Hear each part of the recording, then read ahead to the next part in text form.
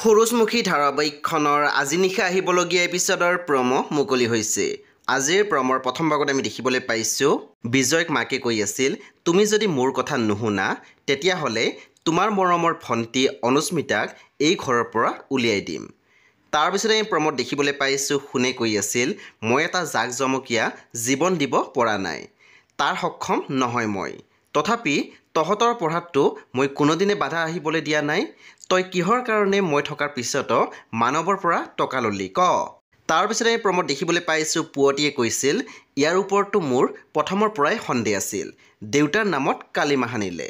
সেই বন্ধু বান্ধৱীসকল আজি নিশা ৮ বজাত ৰং টিভিত আহিবলগীয়া সূৰুযমুখী ধাৰাবাহিকখন খুবেই বেছি ইণ্টাৰেষ্টিং হ'বলৈ গৈ আছে। সেই আপোনালোকে চাবলৈ একেবাৰে নাপাহৰিব। পৰৱৰ্তী আপডেটৰ বাবে আপোনালোকে মোৰ চেনেলটো ছাবস্ক্ৰাইব কৰি কাষত থকা বেল আইকন টিপি দিবলৈ একেবাৰে নাপাহৰিব।